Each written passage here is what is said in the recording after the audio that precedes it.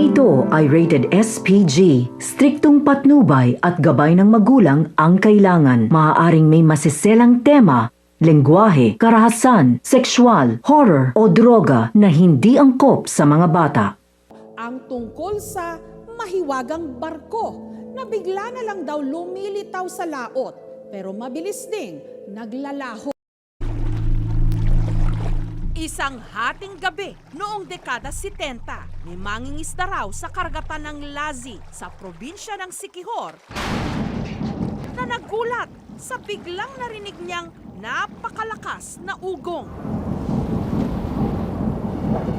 Ang ingay nagmula raw sa isang malaking barko. Pero habang papalapit ng papalapit ang barko, nagulat siya sa mga sakay nito.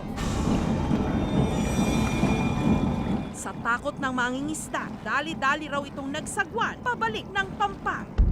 Ano ang kanyang nakita?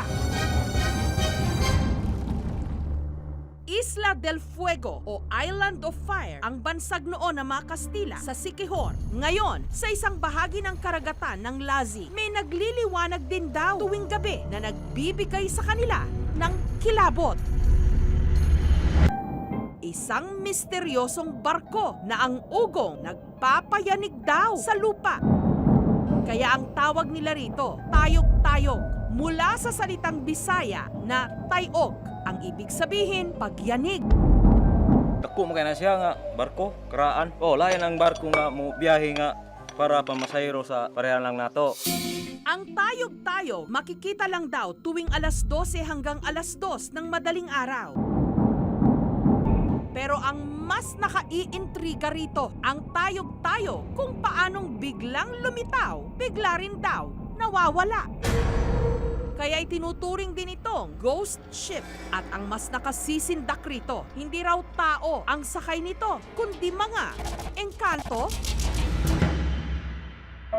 Pinatotohanan ni Mang Baldomero, ang mangingisda noong dekada 70 na nakarinig daw ng malakas na ugong at nakakita rin ng tayog-tayog pati na ang mga sakay nito. Ano nangyari sa'yo? Likay buto kay tulian nila putaog. Di na to, di sa mulikay ba nila? Kay tulian man ka, malunod puno. Mga tao lagi. Naidahang mga tao guys, istoryahay mo po sila. Di mabuta ka, sabutin ng istorya. Si Richard, bata pa lang daw siya, naririnig na niya ang kwento ng mga mangingisda tungkol sa mahiwagang barko. Hanggang nakita raw niya mismo ang tayog-tayog. Ngala ko unsa ron siya. Dahang suga walay tao. Tanak ko ng mga gulang na unsa na siya, mo na ingon tayog-tayog.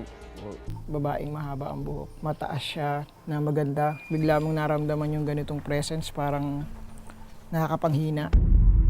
Ang nape-perceive ko talaga is lugar nila to, parang syudad nila to, tahanin nila to. Itong buong kabundukan na to. Pagsapit ng gabi sa ikalawang pagkakataon, kasama na si Ed Caluag sa mga nag-aba sa misteryosong tayog-tayog. Kalmado ang karagatan. Alas 11 hanggang alas 12 ng madaling araw, may mga naglalayag pang mga bangka ng mga mangingisda. Pero pagdating ng alauna ng madaling araw, bagamat nandoon pa ang mga bangka ng mga mangingisda, napansin ng aming team ang maliit na liwanag. May konti siyang tunog na hindi mo masyadong ma-clear.